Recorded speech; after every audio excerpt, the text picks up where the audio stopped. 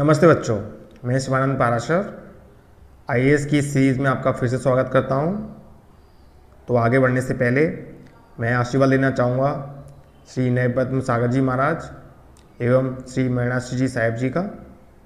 साथ ही इस पहल को मूर्त रूप देने के लिए मैं धन्यवाद करना चाहता हूँ दिल्ली से श्री संजय जी संकलेचा जी का और गुजरात से श्री मेहुल जी रूपानी जी का। तो बच्चों, पिछली बार हमने देखा था कि किस तरीके से स्वदेशी मूवमेंट में इंडिया के सोसाइटी के डिफरेंट सेक्शंस ने इसमें पार्टिसिपेट किया। वीमेन ने पार्टिसिपेट किया, स्टूडेंट्स ने पार्टिसिपेट किया। किस तरीके से एक स्वदेशी मूवमेंट में लोगों के अंदर देश को आज़ाद कराने की एक भावना बहुत ही तीव्र हुई, जो कि पहली बार ऐसा देखा गया था। लेकिन 1907 की स्प्लिट के बाद, कांग्रेस की स्प्लिट के बाद जो मूवमेंट है वो ख़त्म हो गई और इंडियन इंडिपेंडेंस स्ट्रगल था, उसके लिए रिवॉल्यूशनरीज की एंट्री हुई। ठीक है, उसी में अब हम आगे बढ़ रहे हैं। एक गदर मूवमेंट हुआ था देश के बाहर, जिसने कि कोशिश करी कि इंडिया में एक आर्म्ड रिवोल्ट लाई जाए। तो गदर मूवमेंट जो था उसकी हेडक्वार्टर था सैन फ्रांसिस्को में। कुछ जो लोग थे, एक्स सोल्जर्स और पीजेंट्स, वो मेनली इसके मेंबर्स थे। इसके जो लीडर्स थे वो आपको नाम एक याद होना चाहिए, लाला हरदयाल, मेनली लाला हरदयाल, फिर सोहन सिंह भाकना, तारकनाथ दास। ये जो लोग थे काफ़ी टाइम से पीजेंट्स और सोल्जर्स के बीच में काम कर रहे थे। उन लोगों को जाके समझाते थे कि किस तरीके से हमें अपने देश में आज़ादी होना जरूरी है, तभी हमें यहाँ पर विदेशी धरती पर इक्वली ट्रीट किया जाएगा। जब तक हम अपने देश में आज़ाद नहीं होंगे तब तक हमें दूसरे देश में भी इज्जत नहीं मिलेगी। तो यही चीज़ तरीके से वो सोल्जर्स जो थे, एक्स सोल्जर्स जो कि चले गए थे कनाडा और यूएस में, या पीजेंट्स थे, एज अ पीजेंट्स काम कर रहे थे, उन लोगों के बीच में जाके ये चीज़ समझा रहे थे कि किस तरीके से ब्रिटिश गवर्नमेंट जो है इंडिया में, वो वहाँ के हमारे लोगों को एक्सप्लॉइट कर रही है। तो 1913 में जाके गदर की इस्टेब्लिशमेंट हुआ। गदर का जो मेनली लीडर थे लाला हरदयाल। उससे पहले भी कुछ कुछ हुआ था, जैसे कि सियाटल में यूनाइटेड इंडिया हाउस बना, वैंकूवर में स्वदेश सेवक होम बना। ये लोग भी पहले से एक्टिविटी कर रहे थे ब्रिटिश गवर्नमेंट के अगेंस्ट। लेकिन 1913 में जाके गदर मूवमेंट बना, जिसका एक न्यूज़पेपर निकलता था गदर के नाम से ही, जिसमें एक पेज होता था अंग्रेजी राज का चिट्ठा, जिसमें वो बताते थे कि किस तरीके से अंग्रेजी जो रूल है वो इंडिया के इंटरेस्ट के अगेंस्ट है। ठीक है, तो इनका जो काम करने का तरीका था वो यही था कि मेनली न्यूज़पेपर के थ्रू लोगों को अवेयर किया जाए।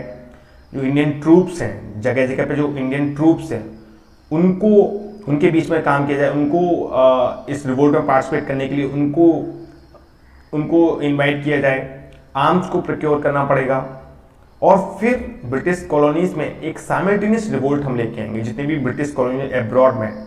ये उनका पर्पस था कि किस तरीके से इंडियन जो सोल्जर्स हैं, डिफरेंट कॉलोनीज में सोल्जर्स हैं, तो वो इंडियंस ही, किस तरीके से उनके बीच में जाके उनको ये समझाया जाए कि ब्रिटिश जो रूल है वो हमारे इंटरेस्ट के अगेंस्ट है और हमें आज़ादी के लिए कुछ करना चाहिए, इसमें पार्टिसिपेट करना चाहिए, और फिर एक आर्म रिवॉल्यूशन लेके आया जाएगा सारी कॉलोनीज में। ये एक बहुत बड़ा पर्पस था एक तरीके से देखा जाए तो, क्योंकि ब्रिटिश जो गवर्नमेंट था, जैसे हमें पता है कि काफ़ी स्ट्रांग उनके पास आर्मी थी, स्ट्रांग पावरफुल लोग थे पूरे वर्ल्ड में, उनका एक तरीके से काफ़ी कॉलोनीज थी। तो ऐसा सोचना, इस तरीके से रिवोल्ट लेने की कोशिश करना एक बहुत बड़ी पहल थी। मेन लीडर लाला हरदयाल, जैसे हमने बताया, बाकी भगवान सिंह, करतार सिंह सराभा, बरकतुल्ला, ये भी बहुत ही फेमस नेम बरकतुल्ला, फिर भाई परमानंद जैसे लोग थे। तो गदर जो ये काम कर रहे थे उनके बीच में उनको दो अपॉर्चुनिटीज मिली। एक इंसिडेंट हुआ था 1914 में, कोमगाता मारू इंसिडेंट, जिसके बारे में हम देखेंगे, और फर्स्ट वर्ल्ड वॉर की शुरुआत हो गई। तो उनको लगा कि ये एक सबसे अपॉर्चुन टाइम है, सबसे सही समय है कि जब हम अपने जो दुश्मन है, ब्रिटिश जो रूल है, उसके अगेंस्ट रिवॉल्यूशन लेके आ सकते हैं। क्योंकि वो लोग पहले से ही वर्ल्ड वॉर में पहले से ही वो लोग उनको वॉर लड़ना पड़ रहा है। तो ये एक बहुत ही सही समय है जब हम इनके खिलाफ एक रिवॉल्यूशन लेके आ सकते हैं। तो पहले हम देखेंगे कोमगाता मारू। तो कोमगाता जो था वो एक शिप था जिसको हायर किया था सिंगापुर के एक मर्चेंट ने इमिग्रेंट्स को ले जाने के लिए। मेनली इसमें जो पैसेंजर्स थे वो सिख और पंजाबी मुस्लिम थे, पंजाबी लोग थे जो कि कनाडा में जाके रहना चाहते थे। इन लोगों को कांटेक्ट किया गदराइट्स ने। गदर ने इसको एक अपॉर्चुनिटी देखा कि ये जो लोग हैं, इन लोगों को हम अपने यहाँ पे आ रहे हैं तो इन लोगों को भी हम अपने मूवमेंट के लिए हायर कर सकते हैं एक तरीके से, तो उनको अवेयर करेंगे। और जो मर्चेंट था उसके भी गदराइट्स के साथ रिलेशन थे। ये चीज़ पता चली कनाडा को और ब्रिटिश गवर्नमेंट को, तो वो लोगों ने कोशिश की कि इसको यहाँ पे उतरने नहीं दिया जाए। उस समय एक लॉ था कि जो सीधा आएगा, कोई भी शिप जो है वो सीधा अगर आता है कनाडा में तभी उसको वहाँ पे उतरने दिया जाएगा। ये चीज़ पता थी, इसीलिए उसने जो मर्चेंट था उसने कलकत्ता से हायर किया था शिप, लेकिन बीच में ही उन्होंने लॉ को चेंज कर दिया।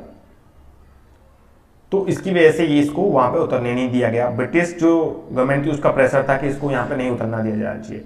तो उसकी वजह से क्या था, जो उसमें जो लोग थे वो लोग काफ़ी उत्तेजित हो रहे थे। जब उसको वापस भेजा गया, जब उसको वहाँ उतरने नहीं दिया गया शिप को कनाडा में, और जब वो वापस आई जब वहाँ पे कलकत्ता में, तो वो लोग इतने उत्तेजित थे कि उन लोगों ने वहाँ पे राइट्स के, इनफैक्ट जो ब्रिटिशर्स थे उन लोगों ने भी उनको उतरने नहीं दिया। बस एक राइट्स हुए जिसमें कि 22 लोगों की डेथ हुई। तो इस चीज को जब ये लोग पंजाब में गए मिली पंजाब, तो इस चीज को गदर्स ने एक अपॉर्चुनिटी की तरह देखा कि ये जो लोग हैं इतने पहले से ही इतने परेशान हैं, पहले से ही इनके अंदर एक ब्रिटिश के अगेंस्ट एक ऐसी फीलिंग आ चुकी है कि इनके खिलाफ हमें कुछ करना चाहिए। तो ये अच्छा मौका है जब हम लोगों को और इसके लिए मोटिवेट कर सकते हैं, रिवोल्ट के लिए अपने मूवमेंट में इनको हम इंक्लूड कर सकते हैं। तो एक तो ये कॉमगाता मारुसेन था जिसके बारे में बस आपको ये पता होना चाहिए कि कहाँ से कहाँ तक गया था और क्या इंसिडेंट था। एक शिप था जो कि हायर किया गया था जिसको सिंगापुर से वैंकूवर मेनली जा रहा था, वहाँ उतरने दी गया। तो जब वापस आया तो उसमें जो लोग थे उनको फिर कलकत्ता में भी नहीं उतरने दिया, तो वहाँ पे राइट्स हुए बस में। बस इतना आपको पता होना चाहिए। तो इसको एक गदराइट्स ने एक मूवमेंट में ये अपॉर्चुनिटी देखा कि लोगों को हम पंजाब में लोगों को इंसाइट करके हम एक रिवोल्ट ला सकते हैं। दूसरा, जैसा मैंने बताया कि वर्ल्ड वॉर 1 स्टार्ट हुआ, तो इसको एक अपॉर्चुनिटी तरह देखा कि हम ब्रिटिश के रूल के अगेंस्ट हम एक वायलेंट अटैक कर सकते हैं। अब इसके लिए मेनली वो जो जगह पे जहाँ पे भी इंडियन सोल्जर्स थे उन्हीं को कोशिश कर रहे थे, उन्हीं को करने की। तो इसी मूवमेंट को उन्होंने सोचा कि इंडिया में जाके हम मूवमेंट को स्टार्ट करेंगे। इसके लिए करतार सिंह सराभा और अकबर दयाल गुप्ता इंडिया के लिए आए थे। इन्होंने फिर वहाँ पे जो इंडिया के जो रिवॉल्यूशनरिस्ट थी उनको कांटेक्ट किया, मेनली रश बिहारी बोस और सचिन सान्याल, इनसे कांटेक्ट किया गया। अब रिवोल्ट लाने के लिए आर्म्स चाहिए, पैसा चाहिए, तो इन्होंने कुछ पैसा इकट्ठे के लिए मतलब डकैतियाँ की कुछ जहाँ मेनली लैंडलॉर्ड्स के यहाँ पे जिनके अंग्रेजों के साथ अच्छे रिलेशन थे, वहाँ से उन्होंने पैसा उठाया और फिर आर्म्स प्रोक्योर किया, आर्म्स की जुआ गई। अब एक डिसाइड किया गया कि 21 फरवरी को 1915 को आर्म रिवोल्ट होगी फिरोजपुर, लाहौर और रावलपिंडी गैरिसन्स में। रिवोल्ट तो मेनली सोल्जर्स के थ्रू ही होनी है। उनको लगता था कि 1857 के बाद ये अब एक सही मौका है जब हम ब्रिटिशर्स के अगेंस्ट फिर से एक आर्म रिवोल्ट लेके आ सकते हैं।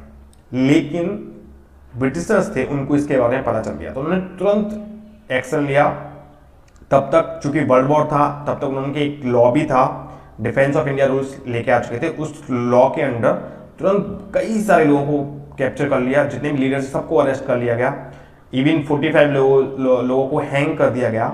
और जो लीडर्स थे, जो मेनली इंडियन जो लीडर्स थे, बंगाल के जो रिवॉल्यूशनरीज थे, रस बिहारी बोस, उनको जापान भागना पड़ा और जापान से भी वो कोशिश करते रहे किसी तरह से हेल्प करने की, और सचिन सान्याल को लाइफ इम्प्रिजनमेंट हो गया। तो इस तरीके से जो गदर मूवमेंट थी, जो कि चलने से स्टार्ट होने से पहले ही उसको अंग्रेजों ने दबा दिया, कुछ ऐसा कोई रिवोल्ट आ नहीं सका। तो लेकिन 1857 के बाद पहली एक कोशिश थी जिसमें कि आर्म रिवोल्ट आने की कोशिश की थी एक लंबे समय के बाद। यही इसका इंपॉर्टेंस है, यही इसकी एक अचीवमेंट है। बाकी दूसरी अचीवमेंट इसमें बोला जाता है कि ये एक पूरी तरह से सेकुलर मूवमेंट थी, मतलब इसमें हिंदू मुस्लिम सभी लोग इसमें से पूरी तरह से इन्वॉल्व थे। जैसे कि बकरतुल्ला थे, उनके बारे में हम आगे भी देखेंगे। लेकिन इसमें क्यों फेल हुई, कमी क्या थी? कमी ये थी कि एक ऑर्गेनाइज नहीं थी अच्छे से। जो लीडर थे लाला हरदयाल, वही उनको अनसुटेड बोला जाता है, क्रिटिक्स उनके बारे में होते हैं, वही इसको लीड करने के लिए सुटेबल नहीं थे। बाकी इनकी जो स्ट्रेटजी थी, किस तरीके से पैसे को उठाना है वो भी सही नहीं थी, किस तरीके से जो सोल्जर्स हैं उनको इंसाइट करना वो भी सही तरीके से नहीं थी, जो पूरी तरह से जो कोऑर्डिनेशन होना चाहिए एक रिवोल्ट लाने के लिए वो नहीं था। इसीलिए बीच में ही पहले से ही ब्रिटिशर्स को पता चल गया और उन्होंने तुरंत इसको सप्रेस कर दिया मूवमेंट को। तो गदर मूवमेंट ये जो था, आपको ये पता होना चाहिए किस समय हुआ। 1913 में इसका एस्टेब्लिशमेंट हुआ, कहाँ पे हुआ? सैन फ्रांसिस्को में। मेन लीडर लाला हरदयाल थे। एक कौम का था मालूम चैन इससे जुड़ा हुआ है। इन्होंने एक न्यूज़पेपर निकाला था गदर के नाम से ही, जिसमें अंग्रेज राज का चिट्ठा नाम से एक पेज होता था, वीकली न्यूज़पेपर था ये, ठीक है। और इसमें रस बिहारी बोस और सचिन सान्याल ने भी इसमें पार्टिसिपेट किया, लेकिन जैसे ही ब्रिटिशर्स को पता चला इसको तुरंत सप्रेस कर दिया गया। तो ये एक गदर मूवमेंट थी बीच में। तो गदर के अलावा भी कुछ और भी एक्टिविटीज हुई थी देश के बाहर, जैसे कि यूरोप में, मेनली जर्मनी में, since it was time of world war 1 and Britain was fighting war against Germany, so naturally it was an opportunity for Indians to work with Germans। German के साथ उनकी हेल्प लेके India में revolt आने की कोशिश की जाए। तो उसी में एक बर्लिन कमेटी बनी थी जिमेरमैन प्लान के अंडर, जिसमें कि जर्मनी की फॉरेन ऑफिस की हेल्प से वीरेंद्र चट्टोपाध्याय ने इसका एस्टेब्लिशमेंट किया था।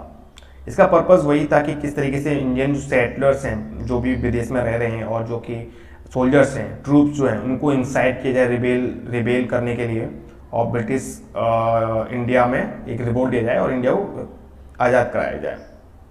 इसके लिए उन्होंने कई सारे मिशंस भेजे, जैसे बगदाद में, पर्सिया में, टर्की में, काबुल में, जहाँ पे इंडियन ट्रूप्स थी उनको इंसाइट करने की कोशिश की थी, या प्रिजनर्स ऑफ वॉर्स थे, क्योंकि वॉर लड़ रहा था, जो प्रिजनर्स थे, और वॉर्स मतलब मेनली ट्रूप्स ही थे, प्रिजनर ऑफ वॉर्स, जो कि ब्रिटिश के होंगे, लेकिन सिंस उनको कैप्चर किया है जो एनिमीज उस समय जो लड़ रहे हैं, उनके अगेंस्ट जो लड़ रहे हैं वर्ल्ड वॉर में उन्होंने, तो वो लोग हेल्प कर सकेंगे इंडियंस की, उनको अलाउ कर देंगे उनके साथ अगर वो रिवोल्ट लेना चाहते हैं। तो ये एक उनका पर्पस था।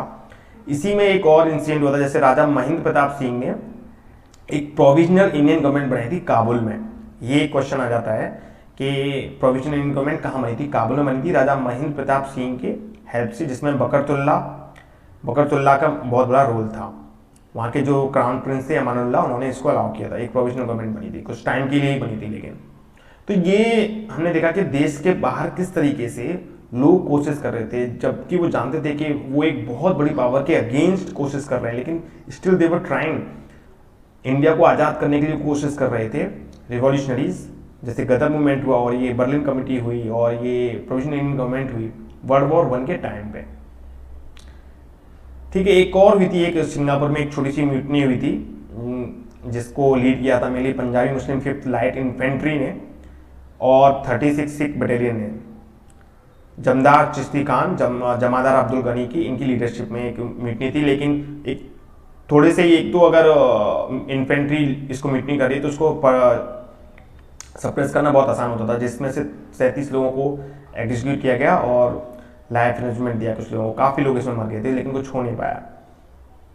तो इस तरीके से वर्ल्ड वॉर 1 के टाइम में एक रिवॉल्यूशनरी एक्टिविटी स्टार्ट हुई, लेकिन वो धीमे धीमे फिर खत्म होती गई, वर्ल्ड वॉर 1 के साथ में खत्म होती गई। वहीं इंडिया में वर्ल्ड वॉर 1 के टाइम पे एक मूवमेंट स्टार्ट हुआ था, होम रूल मूवमेंट, जिसको गंगाधर तिलक और एनी बेसेंट ने लीड किया था। इसका पर्पस था कि होम रूल या डोमेन स्टेटस अचीव करना, जैसा कि बाकी की जो कंट्रीज हैं, कनाडा या ऑस्ट्रेलिया में है। मतलब रूल वो ब्रिटेन से कर रहे हैं, बट इंडिया में जो रूल रहेगा वो वहाँ के इंडिजिनस लोगों के का ही रहेगा, वहाँ के लोगों का ही रहेगा। मतलब कंप्लीट इंडिपेंडेंस नहीं है, लेकिन गवर्नमेंट जो चलाएगा वो इंडियंस ही चलाएं। तो होम रूल की बात हो रही है, डोमेन स्टेटस की बात हो रही है, यहाँ पे कंप्लीट इंडिपेंडेंस की बात नहीं कर रहे हैं। तो मेनली गंगाधर तिलक और एनी बेसेंट, ये दो लोगों ने 1918 से 1918 के बीच में एक मूवमेंट स्टार्ट किया। बट उससे पहले हम देख लेते कि बैकग्राउंड, तब हम समझ पाएंगे कि उसमें क्या हो रहा था। जैसा कि पिछली वीडियो हमने देखा कि 1907 की कांग्रेस पार्टी का विभाजन हो गया था, जो कि बाल गंगाधर तिलक ने लीड किया था। उसके बाद से 1909 में जो गवर्नमेंट ऑफ इंडिया एक्ट आया था, उसके बाद से मॉडरेट्स तो उससे एक तरीके से उसकी वजह से ही खुश हो गए थे कि चलो कुछ कंसेशंस हमें मिले। तो उसके बाद से कुछ ज़्यादा एक्टिविटी नहीं हुई। एक तब तो गंगाधर तिलक जो थे, जो कि एक्सट्रीमिस्ट को रिप्रेजेंट करते थे, वो उनका इम्प्रिजनमेंट हुआ था, उनको जेल जाना पड़ा था 6 साल के लिए मंडाले में। तो उधर कोई एक्टिविटी नहीं थी, कोई मूवमेंट खड़ी करने वाला कोई नहीं था। दूसरी तरफ मॉडरेट जो गवर्नमेंट ऑफ इंडिया एक्ट 1909 के बाद से कुछ ऐसा कुछ करना नहीं चाह रहे थे। ठीक है, तो उसी समय पे जब तिलक की रिलीज वो जेल से बाहर आए, और एनी बेसेंट जो थी, एक आयरिश लेडी थी, उन्होंने कोशिश की कि होम रूल की हम मूवमेंट को चालू करें। तो इन दोनों ने मिलके एक होम रूल मूवमेंट स्टार्ट किया। एनी बेसेंट जो इंडिया में बहुत पहले से रही थी, 1893 से थियोसॉफिकल सोसाइटी चला रही थी, ठीक है, लेकिन अभी वो एक नेशनल मूवमेंट की उन्होंने कोशिश की। अब तिलक जो है वो कांग्रेस में नहीं थे। 1907 के स्प्लिट के बाद जो मॉडरेट्स के हाथ में कांग्रेस पूरी तरह से आ गई, एक्सट्रीमिस्ट को बाहर निकाल दिया गया था। तो तिलक कोशिश कर रहे थे कि उन्हें कांग्रेस में फिर से एडमिशन मिल जाए, फिर से कांग्रेस में वापसी हो। क्यों? क्योंकि कांग्रेस के पास ऑर्गेनाइजेशन था, बिना कांग्रेस के कोई मूवमेंट चलाना पॉसिबल नहीं था, ये तिलक जानते थे। इसलिए उन्होंने फिर इस समय एनी बेसेंट की हेल्प ली। एनी बेसेंट की हेल्प से 1915 में ये डिसाइड हुआ, जबकि वो 1914 में बाहर आ चुके थे, लेकिन काफ़ी टाइम तक उनको वापस नहीं लिया गया। 1915 के दिसंबर में डिसाइड किया गया कि उनको अब वापस उसमें ले लिया जाएगा। ठीक है, अब लेकिन कांग्रेस होम रूल मूवमेंट चालू करने के लिए भी अभी तैयार नहीं थी, जिसमें एनी बेसेंट ने ये डिसाइड किया कि अब बिना कांग्रेस की अप्रूवल के वो स्टार्ट करेंगी। अगर कुछ 1916 के एंड तक उनको अगर परमिशन नहीं दी गई, उनकी जो मांग है कि वो क्या करना चाहते हैं उस मूवमेंट में, उन चीज़ों पर अगर अप्रूवल नहीं मिला तो वो बिना अप्रूवल के स्टार्ट कर देंगे। लेकिन उससे पहले ही उनको 1916 में उनको परमिशन मिल गई थी, फिर सितंबर 1916 में। लेकिन जो तिलक थे, उनको कांग्रेस की ऐसी कोई बाउंडेशन नहीं थी, तो उन्होंने अपनी जो होम रूल मूवमेंट था वो अप्रैल में ही स्टार्ट कर दिया था। ठीक है, तो तिलक ने होम रूल मूवमेंट स्टार्ट की 19 अप्रैल में, जैसे बताया मैंने, बेलगाम से, और एनिमेशन ने स्टार्ट की मद्रास से। इन्होंने आपस में एक अंडरस्टैंडिंग की कि वो अलग अलग करेंगे। क्यों? क्योंकि एनिमेशन के जो फॉलोअर्स थे उनको लगता था कि तिलक भी हमारे साथ अगर लीड करेंगे, हमारे साथ एक साथ ही रहेगी होम रूल लीग, तो वो पूरी तरह से उसको कैप्चर कर लेंगे, और पॉसिबल नहीं है उनको तिलक को फॉलो करना। जिस तरीके से उनके मेथड्स हैं, बहुत ही एक्सट्रीम मेथड्स रहते हैं। इस वजह से तिलक ने डिसाइड किया कि ठीक है, हमारे जो एरिया रहेंगे वो अलग रहेंगे, आपके जो एरिया रहेंगे अलग रहेंगे। ऑर्गेनाइजेशन आप अपनी चलाइए, हम अपनी चलाते हैं। पर्पज एक ही है, होम रूल अचीव करना। तो तिलक ने मेनली 6 एरियाज में वो काम कर रहे थे। 6 ही उन्होंने अपनी लीग्स बनाई थी, महाराष्ट्र में, बॉम्बे को छोड़ के, कर्नाटका, बेरार और सेंट्रल प्रोविंस में। बेरार जो है वो कर्नाटका महाराष्ट्र का एरिया, और सेंट्रल प्रोविंस जो अभी मध्य प्रदेश का एरिया है। तो तिलक की लीग की 6 ब्रांचेस थी। ये एक क्वेश्चन बनता है, तो इसलिए आपको पता होना चाहिए। और बेसेंट की लीग की 200 ब्रांचेस थी। तो वो एक लूज ऑर्गेनाइजेशन थी, एक प्रॉपर एक कोऑर्डिनेशन करना मुश्किल होगा जब इतनी सारी ब्रांचेस होंगी तो। ठीक है, लेकिन दोनों लीग आपस में एक साथ मिलकर काम कर रहे थे, ऐसा नहीं कि कोई मतलब नहीं है। तो ऑब्जेक्टिव्स क्या थे? ऑब्जेक्टिव जैसे बताया कि सेल्फ गवर्नमेंट अचीव करना, but not independence. Self government के इंडियंस ही रूल करें इंडियंस को। अब कैसे? फिर दूसरा पर्पज एक और ये था कि पॉलिटिकल एजुकेशन, लोगों के बीच में अभी ये पॉलिटिकल एजुकेशन अभी तक नहीं थी। 1907 के बाद तो और भी कोई एक्टिविटी नहीं हो रही थी। लोगों के बीच में ये जाके समझाया जाए किस तरीके से जो ब्रिटिश रूल है वो, जैसे बार बार बोलता हूँ मैं, ब्रिटिश रूल जो है वो इंडियंस के इंटरेस्ट के अगेंस्ट है। लोगों को पॉलिटिकली जागरूक किया जाए, तभी वो कोई अगर मूवमेंट अगर हम लेके चाहते हैं तो उसमें वो पार्टिसिपेट करेंगे। लोगों के अंदर एक कॉन्फिडेंस बिल्ड किया जाए, जिससे कि वो सरकार के सप्रेशन के खिलाफ बोल सकें। अब उनको एग्जाम्पल दिया जाता था आयरिश मूवमेंट का, जो आयरलैंड में मूवमेंट चल रहा था ब्रिटेन के अगेंस्ट, उसका एग्जाम्पल दिया जाता था किस तरीके से वहां के लोग जो रूल है उसके अगेंस्ट मूवमेंट स्टार्ट कर रहे हैं। उसी तरह से इंडिया में एक मूवमेंट खड़ा करने की कोशिश की जा रही थी। तो पैम्पलेट बांटना, डिस्कशन करना, यही एक्टिविटीज हो रही थी। इसी तरीके से अपनी बात को लोगों तक पहुंचाया जा रहा था। लेकिन ये पूरी मेनली एजुकेटेड लोगों तक ही सीमित था, शहरों में एजुकेटेड लोगों तक ही सीमित था, गांव देहात तक उतनी तरह से ये नहीं पहुंच पाई थी। ये एक इसकी वीकनेस है जो हम आगे देखते भी हैं। तो एक्टिविटीज जैसे बताया कि पब्लिक मीटिंग्स करना, और तो धीमे धीमे ये एक मूवमेंट जो है अपना एक पेस बढ़ने लगा इसका। तो उससे अंग्रेजों को थोड़ा सा डर फील हुआ, उन्होंने एनी बेसेंट को अरेस्ट कर लिया 1917 में। अब इसके बाद चूंकि कोई लीडर अरेस्ट होता है ना, उसके बाद से और लोगों के अंदर एक क्यूरियोसिटी आती है, क्यों किया, कैसे किया, तो लोग और उससे जुड़ते हैं और जानना चाहते हैं। तो ऐसा ही हुआ। एनिबिशन के बाद से इवन मॉडरेट्स ने ज्वाइन किया लीग्स को, और लोगों ने भी काफ़ी ज्वाइन किया। तो काफ़ी एक मूवमेंट जो है वो नेशन वाइड प्रोटेस्ट स्टार्ट हुआ, मतलब उनकी अरेस्ट के अगेंस्ट, और मूवमेंट और बढ़ने लगा। फिर फाइनली सितंबर 1917 में उनको रिलीज करना पड़ा। उसके बाद इनको कांग्रेस का प्रेसिडेंट भी बनाया गया, एनी बेसेंट को। अब ये जो मूवमेंट था जो हमने अभी डिस्कस किया, तो इससे क्या सिग्निफिकेंस क्या था इसका? तो सिग्निफिकेंस एक तो ये था कि कोई भी एक्टिविटी नहीं हो रही थी, कांग्रेस पार्टी बस अपना एक ईयर एंड में एक अपना सेशन कर रही थी बस, तो लोगों के बीच में कुछ भी हो नहीं रहा था। तो वो स्टार्ट हुआ, लोगों को धीमे धीमे पॉलिटिकली एक्टिव बनाया गया। और एक इम्पॉर्टेंस ये कि जो मॉडरेट्स थे वो लोग भी, और जो एक्सट्रीमिस्ट थे वो लोग जुड़े, यूनाइट हुए, ये एक इम्पॉर्टेंस है। बाकी काफ़ी डिफरेंट लीडर्स जैसे मोहम्मद अली जिन्ना, जोसेफ बैप्टिस्टा, सर सुब्रमण्य अय्यर, इन लोगों ने मेंबरशिप इसकी ली, और ये काफ़ी कॉन्शियसनेस जो काफ़ी डिफरेंट रीजन्स में पहुंचा।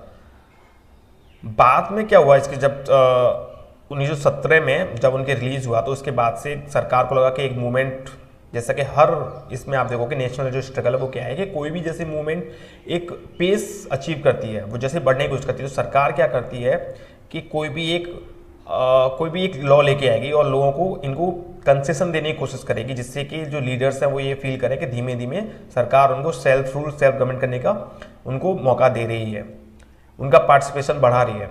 तो सिमिलरली अभी भी ये हुआ, एक मॉन्टेग्यू डिक्लेरेशन हुआ जिससे ये बोला गया कि हम जो सरकार है ब्रिटिश गवर्नमेंट वो कोशिश करेगी कि धीमे धीमे सेल्फ गवर्निंग इंस्टीट्यूशंस खड़ी की जाएं और अल्टीमेटली रेस्पॉन्सिबल गवर्नमेंट इंडिया में बनाई जाए। मतलब इंडिया के लोग ही धीमे धीमे एडमिनिस्ट्रेशन उनको बढ़ाया जाएगा, गवर्नमेंट्स में उनकी एंट्री और बढ़ाई जाएगी, और धीमे धीमे एक रेस्पॉन्सिबल गवर्नमेंट बनाई जाएगी जो लोगों के लिए रेस्पॉन्सिबल हो, अकाउंटेबल हो। तो ये डिक्लेरेशन आने के बाद से क्या हुआ कि जो मूवमेंट एक बहुत ही एक पेस उसने अचीव कर रखा था, जो मॉडरेट्स थे वो इस डिक्लेरेशन के बाद से वो उनको फील हुआ कि अब तो हमें कुछ तो मिला, तो वो लोगों ने एक्टिविटी कम कर दी, ठीक है, और ये धीमे धीमे जो मूवमेंट है वो ख़त्म हुआ। अब इसमें एनी बेसेंट का भी जैसे जो रोल है वो ये हुआ कि वो अब डिसाइड नहीं कर पा रही थी कि जो डिक्लेरेशन आई है, मॉन्टेग्यू डिक्लेरेशन आई है, जिसको या अगस्त डिक्लेरेशन बोला जाता है, इसको एक्सेप्ट करना चाहिए या नहीं करना चाहिए, या मूवमेंट को और आगे बढ़ाना चाहिए या नहीं बढ़ाना चाहिए, तो वो ही डिसाइड नहीं कर पा रही थी। दूसरी तरफ क्या हुआ कि मॉडरेट्स जैसे मैं बताया वो तो सेटिस्फाई हो गए थे। फिर एक और जो चीज़ हुई वो ये कि तिलक जो है वो इंग्लैंड चले गए सितंबर 1918 में, वो इंग्लैंड चले गए एक केस लड़ने के लिए। तो उसके बाद से जो मूवमेंट है वो पूरी तरह से मतलब एक नीचे चलती गई, और अल्टीमेटली कांग्रेस पार्टी में 1920 में सारे होम रूल लीग्स का उनका उसमें मर्ज हो गया। लेकिन एक सबसे इंपॉर्टेंट जो चीज़ है वो ये है कि इसके जो पॉलिटिकली एक्टिव हुए लोग, वो लोग ही फिर गांधी के फॉलोअर्स बने। गांधी की जब एंट्री हुई इंडियन इंडिपेंडेंस के सीन में, जो स्ट्रगल चल रहा है उसके सीन में जब एंट्री हुई, तो उनको एक पॉलिटिकली एक्टिव मासेस मिले पहले से ही। ऐसा नहीं कि उनको बिगनिंग से मतलब एकदम ही पूरी मूवमेंट खड़ा करने पर। तो ये सबसे बहुत बड़ी इंपॉर्टेंस थी इस होम रूल मूवमेंट की। बाकी तो इसमें आपको ये पता होना चाहिए कि मॉन्टेग्यू डिक्लेरेशन आया 1917 में, जिसको अगस्त डिक्लेरेशन बोलते हैं, और कहाँ पे थी इनकी लीग्स, तिलक की लीग्स कहाँ पे थी, इनकी लीग्स ज़्यादा थी, 200 लीग्स थी, और कौन कौन लोग थे, क्या एक्टिविटीज़ थी, किस तरीके से, तो ये तो हमने अच्छे से डिस्कस किया, राइट। तो अब हम आते हैं गांधी जी के पास। गांधी जी की जो एक्टिविटीज़ थी वो टोटली डिफरेंट थी, अब तक की जो मूवमेंट्स हुई उससे टोटली डिफरेंट थी। कैसे थी वो हम यहाँ पे अभी डिस्कस करेंगे। तो पहले थोड़ा जान लेते कि गांधी आए थे 1915 में इंडिया, 1915 में आ गए थे, लेकिन उन्होंने एक्टिवली कांग्रेस को ज्वाइन नहीं किया था अभी। और साउथ अफ्रीका में वो पहले ही सत्याग्रह की जो उनका जो ब्रांड था, सत्याग्रह जो उनकी जो मेथड्स थे, वो पहले ही वो वहाँ पे उनको इम्प्लीमेंट कर चुके थे। तो पहले से ही उनके बारे में लोगों को पता था इंडिया में, गांधी जी के बारे में। लेकिन उन्होंने आगे सीधे मूवमेंट को स्टार्ट नहीं किया और सीधे उन्होंने कांग्रेस को ज्वाइन नहीं किया। लेकिन क्यों नहीं किया? क्योंकि वो पहले इंडिया को जानना चाहते थे, इंडिया में घूमना चाहते थे, इंडिया को और अच्छे से देखना चाहते थे, इसलिए नहीं किया था। और कांग्रेस जिस तरीके से अभी लीड की जा रही थी, वो चाहते थे कि उनके मेथड्स उनमें किए जाए। तो जब तक कि वो उनका कंट्रोल कांग्रेस पे, मतलब एक तरीके से उनकी ज़्यादा उन पर पकड़ नहीं हो जाए, तब तक वो ज़्यादा इंटरफेयर नहीं करना चाहते थे। बाकी एक फैक्ट है कि इनका फर्स्ट अपीयरेंस जो था, पब्लिक अपीयरेंस, जिन्होंने एक फेमस स्पीच दिया था, वो था BHU में 1916 में। उसके बाद वो 2 साल तक इंडिया के मासेस में इंडिया में घूमते रहे। तो उसी में एक सबसे पहला जो इनका जो मूवमेंट था, पहला सत्याग्रह है, वो है चंपारण सत्याग्रह 1917 में, फेमस सत्याग्रह है। और इसको इंडिया का पहला सिविल डिसोबीडियंस मूवमेंट बोला जाता है। सिविल डिसोबीडियंस क्या होता है कि लोग जो कानून है, एडमिनिस्ट्रेशन है, वो अगर कोई आपको कोई ऑर्डर दे रहा है, उसको आप फॉलो ना करें, डिसोबे कर दें, तो वो सिविल डिसोबीडियंस होता है।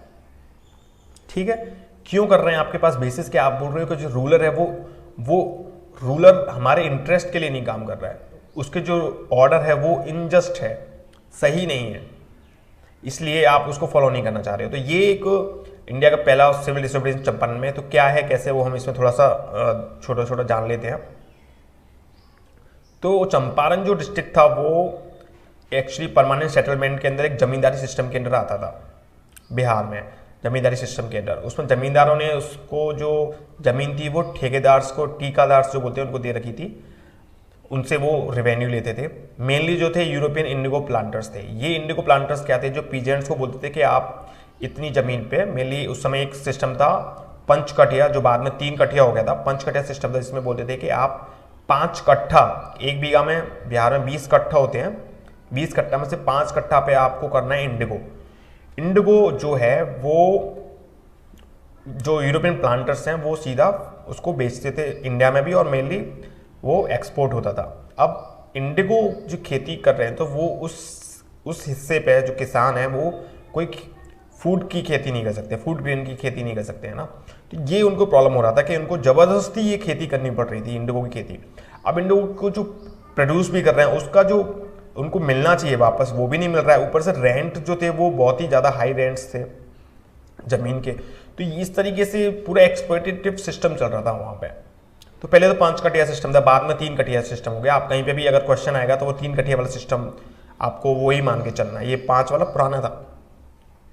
मतलब उन्होंने प्रोटेस्ट किया, जो लीडर्स हैं जैसे कि पीर मोहम्मद मुंशी, संत रावत, लोमरा सिंह, इन लोगों ने प्रोटेस्ट किया था 5 कटिया के। तो बाद में 3 कटिया सिस्टम आया था, लेकिन 3 कटिया सिस्टम भी उनको लगता था एक्सप्लॉयटेटिव, उनको अपनी ज़मीन पर जबरदस्ती ये इंडिगो उगानी पड़ रही है। तो एक लीडर थे उस समय, एक वहाँ पे व्यक्ति थे राजकुमार शुक्ला, उन्होंने कोशिश की कि इसको किस तरीके से भी इसको हटाया जाए, किस तरीके से भी लोगों को राहत दी जाए। तो वो फिर गांधी जी के पास गए, राजकुमार शुक्ला, और उन्होंने गांधी जी को परसुएट किया, उनको मनाया कि आप यहाँ पर चंपारण में आए, देखें लोगों की हालत को देखें, और फिर सरकारों किसी तरीके से आप हमें लीड कीजिए एक तरीके से। अब राजकुमार शुक्ला को मिलाया था गणेश विद्यार्थी ने और राजेंद्र प्रसाद ने, जब वो 1916 में कांग्रेस के सेशन में आए थे लखनऊ में। वहाँ से उनको परसुएट किया गांधी को, और फिर वो चंपारण सत्याग्रह में 1917 में अगले साल 10 अप्रैल को वहाँ पे पहुँचे। साथ में उनके साथ पूरी टीम थी, जैसे राजेंद्र प्रसाद, फेमस नेम में राजेंद्र प्रसाद, JB कृपलानी, ये लोग थे।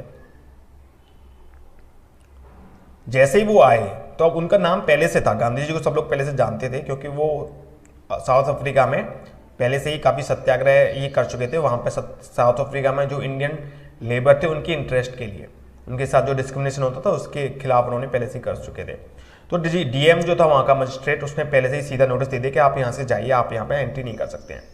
एक्चुअली उस समय जो पूरा सिस्टम जो था यूरोपियन प्लांटर्स ने कैप्चर कर रखा था, पूरा जुडिशियल सिस्टम हो, कोई भी सिस्टम हो, तो वो पूरी तरह से कैप्चर था। तो जैसे ही वो एंट्री हुई तो वो DM के थ्रू उनको एक नोटिस मिल गया, लेकिन उन्होंने इसको ओबे नहीं किया। ये ऐसा पहली बार हुआ। मतलब तिलक भी थे ना, या और भी जो भी मूवमेंट थे, कुछ भी प्रोटेस्ट कर रहे हैं या कुछ भी कर रहे हैं तो लोग पहले सरकार से अप्रूवल लेते थे, या सरकार ने बोला कि आप नहीं कर सकते तो उसको मानते थे।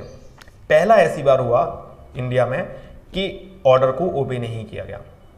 तो एक बहुत बड़ा एक इश्यू, मतलब पूरे कंट्री में इससे मैसेज गया कि अरे कोई एक ऐसा व्यक्ति है जो कि सीधा सरकार के खिलाफ उसके ऑर्डर को नहीं मान रहा है, और वो भी बिना हथियार के, बिना किसी उसके, सिर्फ सत्याग्रह करते हैं कि सिर्फ भूख हड़ताल सत्याग्रह इस तरीके से करते हैं।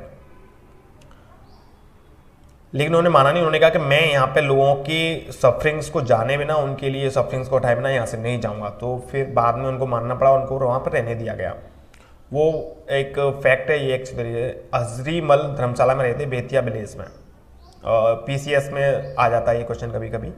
तो वहाँ पे रहे थे, और फिर उन्होंने उनको जो इंडिगो कल्टिवेटर्स थे उनसे मिले, उनके बारे में जाना, उनसे पूछा क्या प्रॉब्लम है, क्या है। तो उनको पता चला कि कल्टिवेटर्स में इग्नोरेंस भी है, उनको पता नहीं है वो किस तरीके से लीगल फाइट कर सकते हैं, और वो किस तरीके से यूरोपियन प्लांटर्स को मना कर सकते हैं।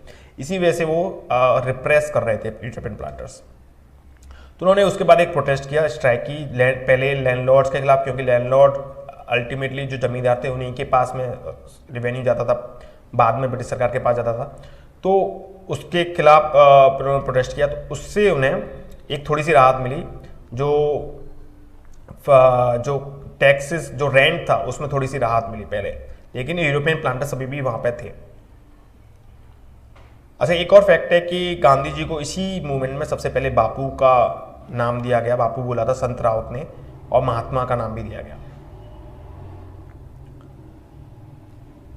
प्रेशर में आके फिर गवर्नमेंट ने एक इंक्वायरी बनाई, गवर्नमेंट और बिहार में जो थी गवर्नमेंट थी उसने कमेटी ऑफ इंक्वायरी बनाई, जिसके मेंबर खुद एक मेंबर गांधी जी खुद थे। उसके रिकमेंडेशन पे फिर एक चंपारण एग्रीमेंट एक्ट बनाया गया, जिसमें कि लिमिट्स, जो रेंट्स था वो बढ़ा नहीं सकते हैं कि लिमिट की गई, काफ़ी सारे कंसेशंस दिए गए, और यूरोपियन प्लांटर्स के लिए वहाँ पे फिर वो प्रॉफिटेबल नहीं रहा इंडिगो प्लांटेशन करना, और फिर वहाँ से वो चले गए। तो एक पहला एक प्रोटेस्ट था, पहला एक मूवमेंट था गांधी जी का चंपारण 1917 में। चंपारण के बाद एक दूसरा सत्याग्रह जो गांधी जी का था वो था खेड़ा सत्याग्रह। खेड़ा जो कि गुजरात में था, वहाँ पे हालत बहुत ख़राब थी, वहाँ पे प्लेग फैल रहा था। उससे पहले फेमाइन था, फेमाइन जो छप्पनिया काल बोलते हैं, उसकी वजह से काफ़ी लोगों की मौत हो चुकी थी। फिर प्लेग फैल रहा था, प्लेग की वजह से सिर्फ खेड़ा में इस तरह लोगों की डेथ हो गई थी, कोलेरा भी हो गया था। इस तरीके से वहाँ पे सिचुएशन बहुत ही खराब थी। फिर भी बॉम्बे प्रेसिडेंसी ने, गुजरात उस समय बॉम्बे प्रेसिडेंसी के अंडर आता था, जो प्रोविंशियल गवर्नमेंट होती है बॉम्बे प्रेसिडेंसी, उसने टैक्स बढ़ा दिए 23%। अब पहले से ही टैक्स बढ़ा दिए तो लोग कहाँ से टैक्स देंगे, तो लोगों ने इसके विरोध में एक मूवमेंट स्टार्ट किया। अब सरकार ने बोला कि अगर आप टैक्स नहीं दोगे तो आपकी प्रॉपर्टी को हम सीज कर लेंगे, आपकी ज़मीन को और जो भी प्रॉपर्टी है हम उसको सीज कर लेंगे। इसलिए लोग फिर पटेल के पास गए, सरदार वल्लभ भाई पटेल के पास गए। वो इसको लीड कर रहे थे पहले, बाद में गांधी जी आए। सरदार पटेल ने लेटर लिखा सरकार को, सेंट्रल गवर्नमेंट को लेटर लिखा कि ऐसा हो रहा है, पिटीशन किया, लेकिन कुछ असर नहीं दिख रहा था। फिर भी वो वहाँ पे डटे रह के उन्होंने लोगों को समझाया कि आपको टैक्स नहीं देना है, आप वहाँ पे बैठ के, हम लोग बैठ के प्रोटेस्ट करेंगे, सत्याग्रह करेंगे। तो ये टैक्स मूवमेंट स्टार्ट हुआ कि कोई भी टैक्स नहीं देगा, और अगर सरकार सीज करती है हमारी ज़मीनों को, और जो लोग सीज की हुई ज़मीन को खरीदते हैं पैसे वाले लोग, तो हम उनका सोशल बॉयकॉट करेंगे। तो ये एक मूवमेंट चल रहा था उसमें खेड़ा में। तो इसको ऑर्गेनाइज जो कर रही थी ये गुजरात सभा एक थी, वो इसको ऑर्गेनाइज कर रही थी, और फिर गांधी जी ने भी इसको ज्वाइन किया। जब कुछ ज़्यादा दिख रहा था कि कोई असर नहीं दिख रहा सरकार का, तो गांधी जी भी आए, उन्होंने भी इसको सपोर्ट किया। और बाकी के जो गुजरातीज थे, अहमदाबाद के, बड़ौदा के, जो भी थे, उन लोगों ने भी इसको सपोर्ट किया। तो जैसे ही गवर्नमेंट ने अपने एजेंट्स को भेजना स्टार्ट किया प्रॉपर्टी को सीज करने के लिए, तो अब मूवमेंट और आगे मतलब बढ़ गई, लोगों को पूरे देश में इसके बारे में पता चलने लगा। लेकिन किसान जो थे उन्होंने इसको रजिस्ट नहीं किया, उनके अरेस्ट को रजिस्ट नहीं किया, या आप उनकी प्रॉपर्टी जो सीज कर उसको अरेस्ट नहीं किया, वो सिंपली सत्याग्रह करते रहे। और उन्होंने उनके पास जो भी पैसा था वो सारा गुजरात सभा को दे दिया, जिससे कि जो मूवमेंट चल रही है उसको और बढ़ाया जा सके और लोगों तक पहुंचाया जा सके। तो एक यूनाइटेड प्रोटेस्ट था, लोग पूरी तरह से यूनाइटेड थे।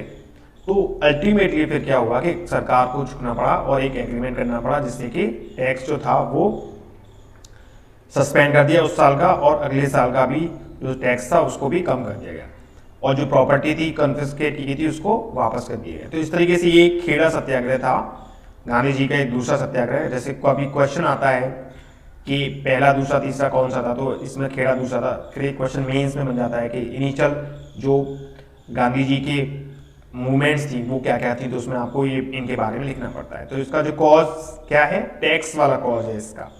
वहां पे क्या कॉज था, इंडिगो की खेती कॉज थी। ठीक है, एक और जो इम्पोर्टेंट मूवमेंट था वो था अहमदाबाद मिल स्ट्राइक 1918 में। इसमें कॉज डिफरेंट था, इसमें अब किसान नहीं थे, इसमें वर्कर्स हैं, इंडस्ट्री के वर्कर्स हैं, एक मिल के वर्कर हैं, वो लोग प्रोटेस्ट इसमें कर रहे हैं।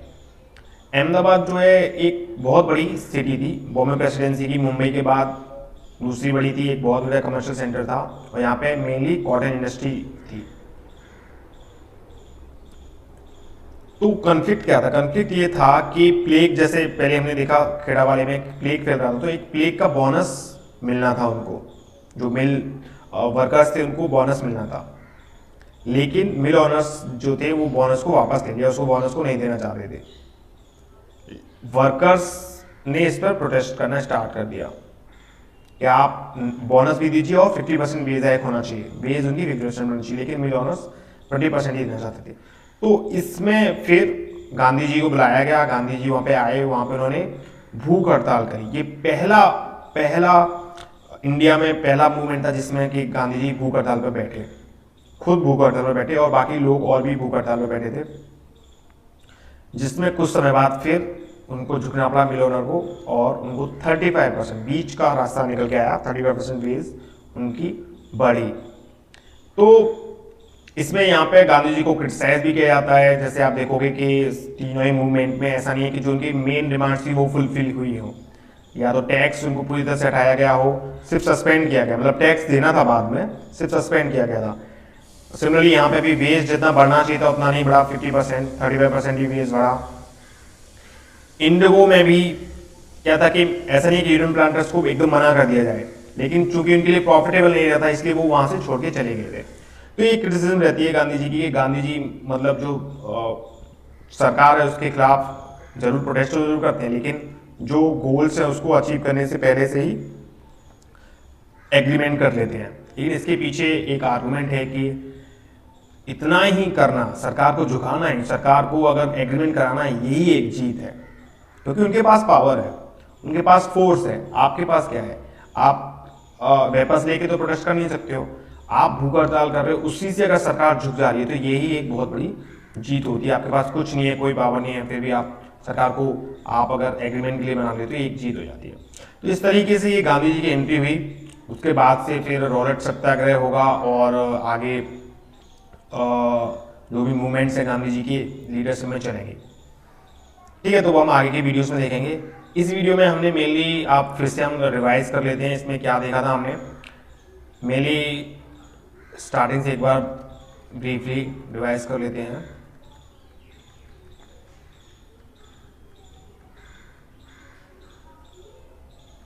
मेनली हमने इसमें स्टार्ट किया था गदर से, गदर मूवमेंट। ठीक है, गदर मूवमेंट जो स्टार्ट हुआ था यूएस से स्टार्ट हुआ था। सैन फ्रांसिस्को इसका हेडक्वार्टर, एक्स सोल्जर्स ऑफ पीगन्स मेनली इसमें ज्वाइन किए थे। लीडर था लाला हरदयाल लीडर थे। ये कोशिश कर रहे थे कि इंडिया में आर्म्ड रिवोल्ट लेके आ जाए। 1857 की बात कोई रिवोल्ट नहीं आई थी। इवेंट हुआ कोमगाता मारू इंसिडेंट, जिसमें कि सिंगापुर से वैंकूवर तक एक शिप जा रहा था, उस शिप को वहां पे उतरने नहीं दी गया, जिसकी वजह से लोग जब वापस आए तो उनमें काफी गुस्सा था, और जब वो वहां पे उतरे तो राइट्स हुआ। राइट्स होने पर काफी लोगों की डेथ हो गई थी। इस अपॉर्चुनिटी को देखते हुए उनको लगा कि गदर राइट्स लगा कि हम मूवमेंट ला सकते हैं, रिवोल्ट ला सकते हैं 1857 जैसी, जिसमें कि वहाँ के लोकल लीडर थे रासबिहारी बोस और सचिन सान्याल, उन्होंने इसको सपोर्ट किया। डिसाइड किया कि हम रिवोल्ट लेके आएंगे, लेकिन सरकार को पहले ही पता चल गया, जिसकी वजह से वो रिवोल्ट को सप्रेस कर दिया गया, और रासबिहारी बोस को जापान जाना पड़ा, सचिन सान्याल को लाइफ इम्प्रिजनमेंट हो गया। इंपॉर्टेंस यही है कि लोगों के अंदर एक फीलिंग आई कि हम सरकार के खिलाफ कुछ कर सकते हैं, और बाकी तो ये कुछ ज़्यादा अचीव कर नहीं पाए। लेकिन और भी जगह और भी था। ब्रिटेन कमेटी जिम्मेवार प्लान के अंडर वीरेंद्र चट्टोपाध्याय, ये राजेंद्र महान्द्र प्रताप ने प्रवीण गांधी गवर्नमेंट बनाई, काबुल में, सिंगापुर में। फिर होम रूल मूवमेंट, ये इंपॉर्टेंट है कि गंगाधर तिलक एनिमेशन की अपने होम रूल लाना चाहते थे, जिसमें गंगाधर तिलक की जो लीग थी वो बेलगाम में थी। 6 लीग थी, 6 ब्रांचेस थी, और एनिमेशन की 200 से ज़्यादा ब्रांचेस थी। अचीव करना यही था, लोगों के बीच में पॉलिटिकली उनको अवेयर किया जाए, बताया जाए किस तरीके से जो ब्रिटिश रूल है उनको एक्सप्लॉइट कर रहा है। पब्लिक मीटिंग्स करते थे, पैम्पलेट्स मारते थे, डिस्कशन करते थे, और लोगों को जागरूक किया। फिर बाद में उसकी वजह से जब काफ़ी आगे बढ़ गई मूवमेंट, तो मॉन्टेग्यू डिक्लेरेशन 1917 का, जिसमें कि गवर्नमेंट ने बोला कि उनको सेल्फ गवर्निंग इंस्टीट्यूशन बनाएंगे, जिससे कि रेस्पॉन्सिबल गवर्नमेंट आए। तिलक उसके बाद से इंग्लैंड चले गए, एनिमेशन डिसाइन नहीं कर पा रही थी, उनको डिक्लेरेशन को एक्सेप्ट करें या नहीं करें, इसकी वजह से ये मूवमेंट फिर धीमे धीमे खत्म हो गई। फिर आगे महात्मा गांधी जी 1915 में इंडिया आए थे। साउथ अफ्रीका में पहले सत्याग्रह कर चुके थे। पहला सत्याग्रह हुआ चंपारण सत्याग्रह, जो कि इंडिगो खेती के खिलाफ था, 3 मीडिया सिस्टम के अगेंस्ट था, जिसमें उन्होंने एक इंक्वायरी कमेटी बनाई। उन्होंने पहले तो डिसऑबीडियंस, क्योंकि उन्होंने जो ऑर्डर था उसको मानने से मना कर दिया। राजकुमार शुक्ला उनको लेके आए थे यहाँ पे। जो कमेटी बनी, उससे कमेटी के बाद से एक चंपारण एक्ट आया था, जिसकी वजह से इंडिगो खेती वहाँ पे फिर धीमे धीमे खत्म हो गई थी। खेड़ा सत्याग्रह जो था वो टैक्सेस के अगेंस्ट था, 30% टैक्स बढ़ाए गए थे, जिसमें प्रोटेस्ट करने के बाद वल्लभ भाई पटेल की लीडरशिप में सरकार को चुनना पड़ा, एग्रीमेंट किया गया और सस्पेंड कर दिया गया टैक्स। अहमदाबाद जो मिल स्ट्राइक थी वो वर्कर्स की स्ट्राइक थी, अपने वेज हाइक को लेके, जो बाद में 35% वेज हाइक हो गई थी। तो इस तरीके से हमने आज ये इतना डिस्कस किया। बाकी नेक्स्ट वीडियो में फिर देखते हैं और आगे का, ठीक है। तब तक के लिए नमस्ते।